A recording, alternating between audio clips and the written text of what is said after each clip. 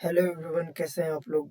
मैं हूं मनीष कुमार यादव और आज के इस लेक्चर में हम लोग फिर से कंटिन्यू करने वाले हैं सेल डिवीजन के साथ में। ठीक है, तो सेल डिवीजन में हम लोगों ने लास्ट टाइम माइटोसिस को फिनिश किया था। आज हम लोग स्टार्ट करने वाले हैं एमाइटोसिस के साथ। ठीक है, उसके बाद हम लोग मियोसिस के बारे में पढ़ेंगे। तो चलिए हम लोग आते हैं एमाइटोसिस के साथ में।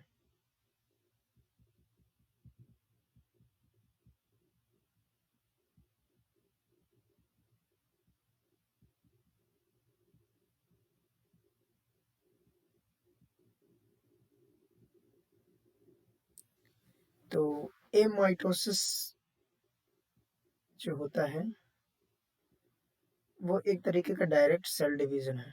ठीक है, ये माइटोसिस एक डायरेक्ट सेल डिवीजन है और ये माइटोसिस और मियोसिस से कम्प्लीटली डिफरेंट होता है। कैसे डिफरेंट होता है वो हम लोग समझते हैं अभी। ठीक है, तो ए माइटोसिस एक सिंपल सेल डिवीजन है जिसमें स्पिंडल फाइबर्स का फॉर्मेशन नहीं होता है। ठीक है, इसलिए ये डिफरेंट होता है दोनों से। दोनों ही माइटोसिस में और मियोसिस में दोनों ही कंडीशंस में क्या होती है, स्पिंडल फाइबर्स का फॉर्मेशन होता है जिससे क्रोमोसोम्स का सेपरेशन होता है। बट यहाँ पे without the formation of spindle fibers the cell division is going to be taken place। ठीक है, this specificity is for the amitosis। इसके बाद हम लोग हिस्टोरिकल बैकग्राउंड के बारे में देखें अगर हम लोग एमाइटोसिस की, तो रॉबर्ट रीमैक थे 1841 में जिन्होंने सबसे पहले एमाइटोसिस को आरबीसी ऑफ चिक एम्ब्रियो में देखा था। ये चिक एम्ब्रियो है जिसकी आरबीसी में यॉक से आरबीसी का फॉर्मेशन सबसे पहले होता है इसमें। तो यॉक ये जो येलोइश कलर का जो इसमें स्ट्रक्चर होता है जो कि मोस्टली फैट का बना होता है। ठीक है, तो इस यॉक से सबसे पहले आरबीसी का फॉर्मेशन होता है एक चिक एम्ब्रियो में। तो वहां पे इन्होंने देखा था कि ए माइटोसिस का प्रोसेस हो रहा है। ठीक है, तो ए माइटोसिस का प्रोसेस जो चिक एम्ब्रियो में होता है वो और कहाँ कहाँ पे होता है वो समझिए। तो ये लोअर ऑर्गेनिजम्स में होता है। लोअर ऑर्गेनिजम्स बोले तो प्रोकैरियोट्स में होता है। ठीक है, प्रोकैरियोट्स में मेनली किस में होता है, प्रोकैरियोट्स में होता है। ठीक है, प्रोकैरियोट्स में होता है। Prokaryotes like bacteria, cyanobacteria. ठीक है, यहाँ पे क्या होगा, ये एमाइटोसिस का प्रोसेस। ठीक है, इसके अलावा ये ईस्ट में होता है, अमीबा में होता है, पैरामीशियम में होता है। ये जो पिक्चर दिखाई दे रहा है ये पैरामीशियम का है। ठीक है, पैरामीशियम में किस तरीके से एमाइटोसिस का प्रोसेस हो रहा है। ठीक, एमाइटोसिस का प्रोसेस मैमेलियन कार्टिलेज में भी होता है। Foetal membranes like amnion, chorion, ये इन जगहों पे होता है। एक्स्ट्रा एम्ब्रायोनिक मेम्ब्रेन्स में जैसे एमनियन, कोरियन, इन सारे जगहों पे भी होता है।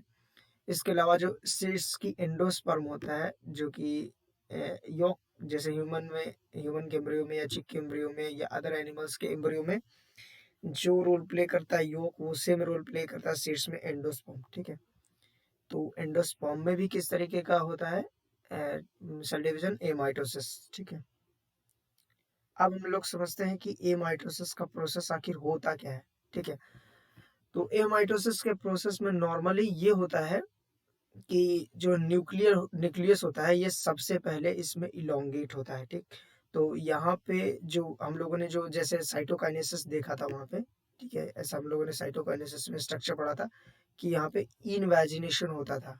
ठीक है, इन्वेजिनेशन होता था। ठीक, जिसके बाद यहाँ पे फरो का फॉर्मेशन होता था और सेल्स डिवाइड होती थी।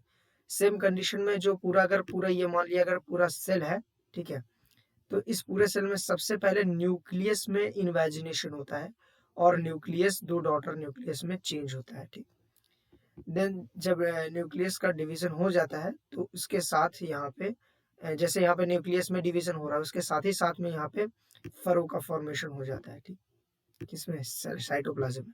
तो साइटोप्लाज्म में भी डिवीजन होता है। तो प्राइमरी कॉन्स्ट्रिक्शन जो होता है वो न्यूक्लियस में बनता है। ये देखिए यहाँ पे ये प्राइमरी कॉन्स्ट्रिक्शन है और ये है सेकेंडरी कॉन्स्ट्रिक्शन जो कि साइटोप्लाज्म की प्लाज्मा मेम्ब्रेन में हो रहा है। ठीक है, इस तरीके से जो न्यूक्लियस होता है वो डिवाइड करता है, दो डॉटर न्यूक्लियाई में चेंज होता है और इसके साथ ही जो साइटोप्लाज्म होता है मतलब कैरियोकाइनेसिस और साइटोकाइनेसिस दोनों साथ ही साथ हो जाती है। ठीक, और इसके साथ ही जो एमाइटोसिस का प्रोसेस है वो कंप्लीट हो जाता है। ठीक है, तो एमाइटोसिस का प्रोसेस में अगर इम्पोर्टेंट चीज आपने समझा तो क्या समझा कि यहाँ पे स्पिंडल फाइबर्स का फॉर्मेशन नहीं हुआ है, ठीक है, स्पिंडल फाइबर्स का फॉर्मेशन नहीं हुआ, ठीक। इसके साथ ही जो न्यूक्लियर एनवलप था या न्यूक्लियर मेम्ब्रेन था उसका डीजेनरेशन नहीं हुआ, ठीक। और इसके साथ ही साथ जो क्रोमोसोमल सेपरेशंस था, सेल साइकिल जो रन होना था वो नहीं हुआ, डायरेक्टली न्यूक्लियाई का डिवीजन हो गया। तो ये कैसे स्टेज में होगा? जब बहुत ही फास्ट सेल डिवीजन होना होगा, ठीक है। तो इन सारे ही जो भी यहाँ पे एग्जांपल्स लिखे हैं यहाँ पे फास्ट सेल डिवीजन होता है, इसलिए एमाइटोसिस का प्रोसेस कंप्लीट होता है, ठीक है। जल्दी जल्दी डिवीजन होना होता है उस समय, ठीक। इसलिए एमाइटोसिस का प्रोसेस इंपॉर्टेंट है। अब हम लोग डिस्कस करते हैं मियोसिस के बारे में, ठीक है। तो मियोसिस के बारे में सबसे पहले समझिए, meiosis is a reductional division. कैसा डिवीजन है? रिडक्शनल डिवीजन है, ठीक, रिडक्शनल डिवीजन है। और ये मोस्टली होता है गैमेटोसाइट्स में, या फिर इसको बोले तो गोनैड्स में। कहाँ होता है? गोनैड्स में, लाइक टिस्टिस एंड ओवरी में, ठीक। तो यहाँ पे क्या होता है? मियोसिस। और इन सेल्स को जहाँ पे मियोसिस होता है उनको बोला जाता है मियोसाइट सेल्स। क्या बोलते हैं? मियोसाइट मियोसाइट सेल्स, ठीक है। मियोसाइट सेल्स में क्या होता है? Meiosis division. अब मियोसिस डिवीजन की बात करें तो इम्पोर्टेंट टाइप्स की, तो इम्पोर्टेंट टाइप्स टोटल 3 है। एक है गैमेटिक, दूसरा है स्पोरिक और तीसरा है जाइगोटिक, ठीक है। तो जो गैमेटिक होता है वो कहाँ पे होता है? गैमेट्स में होता है, ठीक, गैमेट्स में। जैसे कि टिस्टिस में होता है, ओवरी में होता है, वहाँ पे स्पर्म का फॉर्मेशन या फिर ओवा का फॉर्मेशन, ये सारा कुछ किसके थ्रू होता है? गैमेटिक मायोसिस के थ्रू होता है। और यहाँ पे जो गैमेट्स बनते हैं वो फाइनली क्या होते हैं? हैप्लॉइड होते हैं। कैसे होते हैं? हैप्लॉइड ही होते हैं, ठीक है। और इनसे फिर फाइनली किसका फॉर्मेशन होता है? डिप्लॉइड्स का, ठीक है। किसका फॉर्मेशन होता है? डिप्लॉइड्स का, ठीक। देन अगला, अगर हम लोग स्पोरिक मियोसिस की बात करें तो स्पोरिक मियोसिस कहाँ पे बनते हैं? जैसे हम लोग बात कर ले टेरिडोफाइट्स की, ठीक है, टेरिडोफाइट्स की, तो वहाँ पे जो स्पोर्स का फॉर्मेशन होता था, स्पोर्स का फॉर्मेशन किस तरीके का होता था? डिप्लॉइड स्पोरोफिल, डिप्लॉइड जो प्लांट होता था उससे हैप्लॉइड स्पोर्स का फॉर्मेशन होता था, ठीक। माइक्रोस्पोर्स या मैक्रोस्पोर्स का जो फॉर्मेशन होता था ना वो हैप्लॉइड होता था। तो अगेन वो कैसा था? रिडक्शनल डिवीजन था, ठीक है। डिप्लॉइड प्लांट से किसका फॉर्मेशन हो रहा था? हैप्लॉइड स्पोर्स का, ठीक है। तो ये भी एक तरीके का हैप्लॉइड ही था। और ये किसके लिए इंपॉर्टेंट है? क्योंकि ये जो स्पोर्स का फॉर्मेशन होगा तभी ये स्पोर्स फाइनली जो आगे का जो अल्टरेशन ऑफ जनरेशन है उसको कंप्लीट करेगा, ठीक। देन जाइगोटिक मियोसिस की बात करें तो जाइगोटिक मियोसिस होता है लोअर ऑर्गेनिजम्स में, गैमेटिक मियोसिस होता है हायर ऑर्गेनिजम्स में, ठीक है। ये होता है हायर ऑर्गेनिजम्स में और ये होता है लोअर ऑर्गेनिजम्स में, ठीक। और स्पोरिक वाला कहाँ पे? प्लांट्स में, ठीक। तो जाइगोटिक मियोसिस कहाँ पे होता है? जाइगोटिक मियोसिस देखिए, जैसे एक है हैप्लॉइड एनिमल, ठीक है, मेल, और दूसरा है हैप्लॉइड फीमेल, ठीक है। ये है मेल और ये है फीमेल, ठीक है। अब इनका क्या होगा? फ्यूजन होगा तो जिससे बनेगा डिप्लॉइड। एक मिनट में इसको इरेज करता हूँ, ठीक है।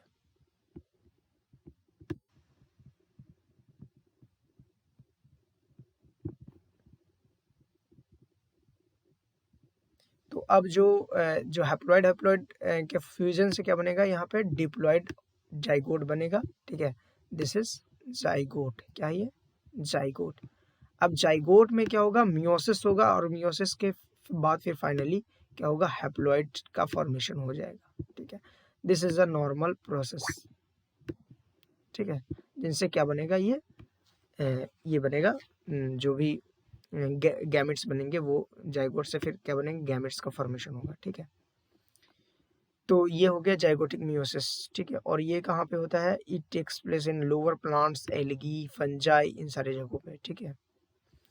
इंपॉर्टेंट एग्जाम्पल हम लोग क्लेमाइडोमोनास का ले सकते हैं जहाँ पे ये होता है, ठीक। अब हम लोग आते हैं मियोसिस में कि मियोसिस टोटल कितनी स्टेजेस में कंप्लीट होती हैं। तो मियोसिस टोटल 2 स्टेजेस में कंप्लीट होती है, मियोसिस फर्स्ट और मियोसिस सेकेंड। ठीक है, meiosis first and meiosis second. ठीक है, अब देखिए, जैसे मान लिया कोई ये ऑर्गेनिज्म है जो कि डिप्लॉयड है। ठीक है, डिप्लॉयड है। अब इसमें हुआ मियोसिस फर्स्ट। ठीक है, मियोसिस फर्स्ट हुआ। ठीक, अब मियोसिस फर्स्ट के बाद यहाँ पे 2 ऑर्गेनिजम्स बनेंगे, मतलब 2 जो सेल्स डिवाइड होंगे, 2 डॉटर जो सेल बनेंगे, वो क्या होंगे, वो होंगे हैप्लॉइड। क्या होंगे, हैप्लॉइड। ठीक, अब इनमें क्या होगा, मियोसिस सेकेंड होगा। क्या होगा, मियोसिस सेकेंड। और इस मियोसिस सेकेंड के बाद अगेन जो दो डॉटर न्यूक्लियाई बनते हैं वो कैसे होते हैं, हैप्लॉइड। ठीक है, हैप्लॉइड। तो टोटल कितने डॉटर न्यूक्लियाई बने, 4 डॉटर न्यूक्लियाई बने, और चारों के चारों क्या हुए, हैप्लॉइड। क्या है, हैप्लॉइड। तो यहाँ पे देखिए, जब डिप्लॉइड से हैप्लॉइड बन रहा है तो इस सिचुएशन को बोलेंगे रिडक्शनल सिचुएशन। ठीक, और अगर हैप्लॉइड से हैप्लॉइड बन रहा है तो इसको बोलेंगे हम लोग इक्वेशनल सिचुएशन। ठीक है, इक्वेशनल सिचुएशन। ठीक, तो ये जो रिडक्शनल सिचुएशन है ये मैच करता है डायरेक्टली मियोसिस का, मियोसिस से, बट जो ये इक्वेशनल वाला सिचुएशन है ये मैच करता है माइटोसिस से। तो जो मियोसिस सेकेंड जो है वो इक्विवेलेंट है माइटोसिस के। किसके इक्विवेलेंट है, माइटोसिस के। ठीक, तो मियोसिस फर्स्ट में टोटल 2 स्टेजेस होंगी, karyokinesis first and cytokinesis first, और मियोसिस सेकेंड में होंगी कैरियोकाइनेसिस सेकेंड और साइटोकाइनेसिस सेकेंड। ठीक है, तो कैरियोकाइनेसिस फर्स्ट और साइटोकाइनेसिस फर्स्ट के बाद एक स्टेप आता है जिसको बोला जाता है इंटरकाइनेसिस। क्या बोलते हैं, इंटरकाइनेसिस। ठीक है, अब इंटरकाइनेसिस क्या होता है वो समझिए। जैसे लगातार न्यूक्लियर डिवीजन हुआ, उसके बाद साइटोप्लाज्मिक डिवीजन हुआ मियोसिस फर्स्ट में, तो ये है मियोसिस फर्स्ट में और ये है मियोसिस सेकेंड में, तो ये मान के चलिएगा। ठीक है, तो मियोसिस फर्स्ट के बाद जो न्यूक्लियर डिवीजन हुआ, साइटोप्लाज्मिक डिवीजन हुआ, इसके बाद अगेन हमें सेल के लिए बहुत ही प्रिपरेशन की ज़रूरत होती है। इस प्रिपरेशन में अगेन G1 फेज होगा, G2 फेज होगा, बट एस फेज नहीं प्रेजेंट होगा। ठीक है, एस फेज नहीं होगा। ठीक, तो इंटरकाइनेसिस एक ऐसा प्रोसेस है जिसमें कि प्रिपरेशन होता है कैरियोकाइनेसिस सेकेंड के लिए और साइटोकाइनेसिस सेकेंड के लिए, और इस प्रिपरेशन में जो इंटरकाइनेसिस प्रिपरेशन होता है ये इंटरफेज से डिफरेंट होता है because it doesn't have S phase. S phase यहाँ पे नहीं होता है। ठीक है, जो कि इम्पोर्टेंट था डीएनए रेप्लिकेशन के लिए। ठीक, अब साइटोकाइनेसिस फर्स्ट के बाद इंटरकाइनेसिस, इंटरकाइनेसिस के बाद कैरियोकाइनेसिस सेकेंड, फिर साइटोकाइनेसिस सेकेंड। कैरियोकाइनेसिस सेकेंड में अगेन 4 स्टेप्स होंगी, prophase first, metaphase first, anaphase first, telophase first. ठीक है, इन सारे ही स्टेप्स के बारे में हम लोग नेक्स्ट लेक्चर में डिटेल वे में डिस्कस करेंगे। ठीक है, उसके बाद होगा साइटोकाइनेसिस फर्स्ट, जिसके बाद साइटोप्लाज्मिक डिवीजन होगा, फिर होगा इंटरकाइनेसिस का प्रोसेस। इंटरकाइनेसिस का प्रोसेस में अगेन क्या होगा, प्रिपरेशन होगा कैरियोकाइनेसिस सेकेंड के लिए, साइटोकाइनेसिस सेकेंड के लिए। ठीक है, अब कैरियोकाइनेसिस सेकेंड में भी टोटल 4 स्टेप्स होंगी, prophase second, metaphase second, anaphase second and telophase second. वो फर्स्ट सेकेंड किस बेसिस पर रखा जा रहा है, मियोसिस फर्स्ट का प्रोसेस है, इसलिए हर एक न्यूक्लियर डिवीजन के आगे फर्स्ट लगा रहे हैं। ठीक है, prophase first, metaphase first, anaphase first and telophase, ताकि डिफरेंस किया जा सके prophase first and prophase second में, इस वाले प्रोफेज में और इस वाले प्रोफेज में। ठीक है, इस वाले मेटाफेज में, इस वाले मेटाफेज में, एनाफेज में, टीलोफेज में, इस तरीके से डिफरेंस बनाया जा सके। ठीक, अब जो कैरियोकाइनेसिस सेकेंड होगा, उस कैरियोकाइनेसिस सेकेंड के बाद साइटोकाइनेसिस सेकेंड होगा, उसके बाद मियोसिस का प्रोसेस कंप्लीट हो जाएगा। ठीक, सबसे बड़ा स्टेप जो है मियोसिस का वो है प्रोफेज फर्स्ट। कौन सा है, prophase first of meiosis first is a longest stage. Why it is longest stage, इसमें इतने सारे स्टेप्स आते हैं, टोटल 5 स्टेप्स हैं। कितने स्टेप्स हैं, टोटल 5 स्टेप्स। इन 5 मतलब प्रोफेस फर्स्ट में टोटल 5 स्टेज हैं। ठीक है, बाकी सब इतनी सारी स्टेजेस नहीं आते जितना कि इसमें है। और इन स्टेजेस का नाम क्या है, लैप्टोटीन, जाइगोटीन, पैकिटीन, डिप्लोटीन एंड डाइकाइनेसिस। ठीक है, लैप्टोटीन, जाइगोटीन, पैकिटीन, डिप्लोटीन, डाइकाइनेसिस, इन सारे स्टेप्स के बारे में हम लोग अगेन नेक्स्ट लेक्चर में डिटेल वे में डिस्कस करेंगे। तो अभी तक बस इतना ही रखते हैं इस लेक्चर में। इस लेक्चर का हमारा मेन मोटो क्या था कि हम लोग बढ़िया तरीके से केवल एक इंट्रोडक्शन समझे मियोसिस का, ठीक। नेक्स्ट लेक्चर में हम लोग मियोसिस के बारे में डिटेल वे में डिस्कस करेंगे, ठीक है। So thank you so much, thanks for watching this lecture.